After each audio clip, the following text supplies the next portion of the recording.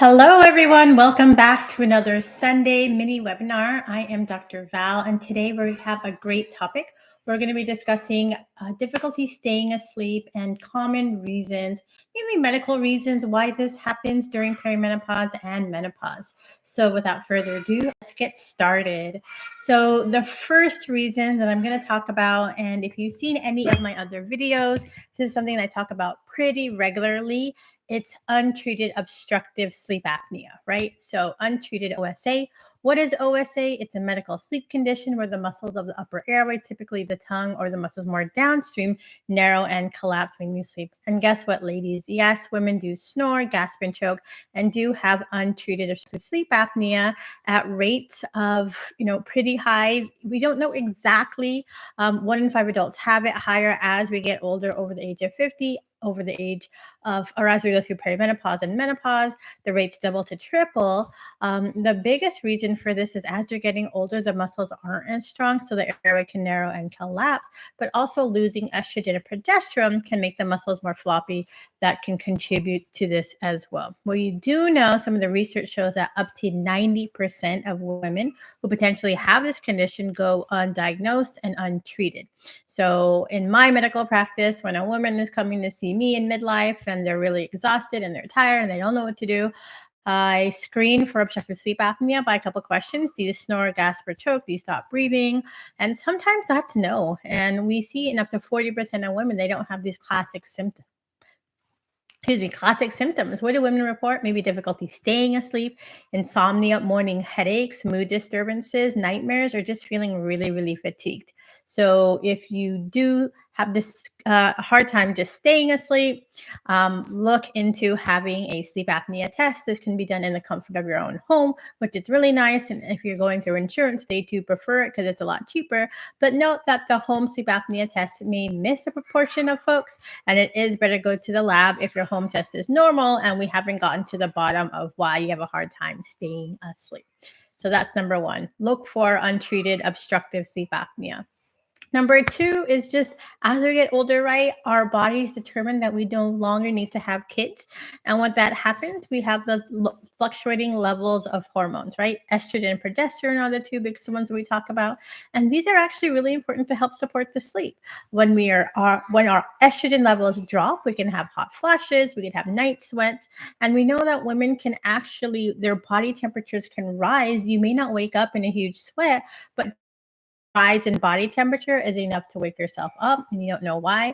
A lot of patients I work with do have less insomnia in the wintertime as compared to the summer because it is a lot cooler and they get better quality sleep. Part of what sleep is when your body temperature actually lowers, your core body temperature drops, and it helps supports the sleep. Another thing, right, is when you have lower levels of progesterone. Progesterone is known as a relaxation hormone. It works on the GABA system, which is the same system that our anti-anxiety medications and our sleeping pill works on. And so we can have issues staying asleep and being lighter sleepers because of those changes, which is really fascinating, which means that if you're on hormone replacement therapy, it can help. Certainly can help with the hot flashes. It is FDA approved for that. Not FDA approved for insomnia, sleep disturbances, but anecdotally, so many women who I see and that I've worked with other menopause practitioners do report an improvement in their quality of sleep with progesterone. But it also can be really sedating. So if you're taking too much, you may want to cut back on that dose as a cause as well. Also, fluctuations in your hormones can also lead to changes in your mood, which is sort of funny because when you're not sleeping well, it can lead to mood disturbances, and mood disturbances can lead to sleep disruptions. So, always we want to take a holistic approach to someone who has a difficulty time sleeping and some mood disturbances, as well as going through perimenopause and menopause. Something that is a little bit sneaky that I see is nocturnal pain, waking up with maybe a sore shoulder or back pain or hip pain. And this is sort of funny because sometimes people don't always think about how all these things can be related. I was working with a woman who was going through perimenopause and menopause, didn't really have hot flashes, had some back pain, and then had some sleep apnea as well. And we sort of did everything at once. So we were ruled out sleep apnea. She actually did have sleep apnea. It was mild, but she couldn't really tolerate the machine. She was working with a physical therapist for her back pain, and she got on some hormones. Next time I saw her, she actually was sleeping pretty well. So it's a really combination of factors. You may know, right, if you're waking up in pain, but sometimes you just don't know because your body's just shifting, or sometimes people just have a hard time staying in one position and their body will wake them up and know. There is Vonda Wright, if you heard of her. She's an orthopedic surgeon that specializes in women's health. She calls it well, I'm going to butcher it now, the musculoskeletal disorder of menopause. So it's really interesting, right? We have estrogen receptors in all our body. I see a lot of information out there where women are reporting like frozen shoulder issues that just like never happened before, no particular trauma. But yes, as we get older, right, have less estrogen. And if we're having pain, if we're on our side, if we're on our back for too long, that certainly can be disruptive to our sleep. Another thing that I do see very commonly, and sometimes people think it's because they drink too much water. And yes, drinking liquids is really important. And if you're cutting yourself off 2 to 3 hours before you sleep, good. But I always need to look at the underlying cause, right? So waking up to urinate more than 2 times a night is something called nocturia. Guess what? Untreated obstructive sleep apnea can cause that. Uncontrolled diabetes can cause it. If you have any bladder issues, if you've had kids, right, and you're getting older and the bladder's sort of starting to fall, there are reasons for that. So I don't know. I drink a lot of water. I'm getting thirsty right now as I'm saying this. If you stop drinking water 2 to 3 hours before your bedtime and you're waking up to pee multiple times, go see a urologist, get a sleep test, make sure you get your hemoglobin A1C. That's a blood test to check out your sugar levels, because those all can play a role in that, right? We're encouraging everyone here to really empower you through more education, where if you can figure out the underlying cause, figure out the culprit, be your own detective, it makes it a lot easier. Because oftentimes what I see online, it's like, well, I have a hard time sleeping. What can I take? But my question always is, well, why? Why are you having a hard time sleeping? You probably aren't deficient in melatonin. There's probably a reason for it. And if we can figure that out, then guess what? You may not need to spend hundreds and thousands of dollars on all these different gadgets. Ideally, in the perfect world, that would happen. Another reason, and this is a little sneaky one too, is the circadian rhythm disturbances, right? So our circadian rhythm is our internal clock. I quote like by heart, but it's actually deep inside our brain. In our hypothalamus, we have this, sort of clock. This is actually in the suprachiasmatic nucleus, if you want to get really nerdy with me. But really what it does, it tells us when we want to go to bed and when we want to wake up, when we should be going to sleep and when we should be waking up. The problem is sometimes our internal clock doesn't match our social calendar. And if that is something that keeps you from staying asleep, because maybe your true bedtime really is 7 or 8 p.m.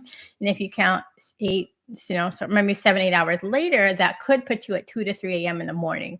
And if you did sleep at, your proper bedtime, that would be a normal reason to wake up. But sometimes people just feel like, oh, that's too early, or I'm just exhausted because I just got home from work and I had dinner and I don't want to go to sleep yet. And then they push their bedtime to like 10 or 11. And now they're only getting like 4 or 5 hours of sleep, just like when you eat. And it's sort of funny because sometimes I ask patients about this and I'm like, well, what do you do about food? Do you eat when the clock says 6 o'clock, 7 o'clock, or noon, or like 7 or 8 o'clock at night? Or do you eat when you're hungry? Ideally, if you're eating when you're hungry, right, you're following your biological's natural rhythms. Just like our sleep drive, we have a hunger drive, and we also have clocks that tell us when we should be eating and not eating. And our circadian rhythms are really what helps dictate that. So if you do find yourself waking up early in the morning and you are sleepy around 7 or 8 a.m. or even 9, you may just be missing your window to go to sleep, and that's your true bedtime. There are ways to shift your clock back and forth that use light and melatonin, but that's for another video. Another thing that I want to discuss, and the last one here, is medication side effects. So going back to, women, and I just can say when I was training in internal medicine, we did not get much information about menopause. We did learn about hot flashes, but we were told that hormones are really awful for women and they cause heart attacks or strokes, which we know is like really debunked now. And we would put women on antidepressants or maybe things like gabapentin that can help support the sleep. But antidepressants can really disrupt your sleep architecture. They may be REM suppressants, so that's a particular stage of sleep. And as you're getting older, you may develop high blood pressure. Certain blood pressure medications can also disrupt the sleep. Some side effects of certain medications, a lot of us are taking melatonin. Melatonin has been associated with like actually vivid dreams. So it's also really important to take a look at your medication list as potential reasons why you're waking up. Some of the blood pressure medications can also cause you to wake up to urinate. And so that's really something to keep in mind where, when you're thinking about what's leading to difficulty staying asleep or just sleep disturbances in general, think about a lot of these things. So I'll go through the list again. Untreated sleep apnea, which is number one. It's always number one on my list. Hormonal changes leading to lighter sleep, hot flashes, night sweats, mood changes, nocturnal pain, waking up to urinate or nocturia, circadian rhythm issues, and then medication side effects. All right, ladies, I hope you found this video helpful. Here at Sleephoria, our mission really is we really believe that a well-rested woman has the energy, purpose, and clarity. Sorry. I'm just sped up a little bit. Here at Sleephoria, we believe a well-rested woman has the energy, clarity, and drive to change the world. And we'll get there through better sleep health education and empowerment. So if you haven't signed up yet for our newsletter, the link is down below. There's also a membership in the community called School. I hope you can join. Until next time, let me know if you have any questions. Bye-bye.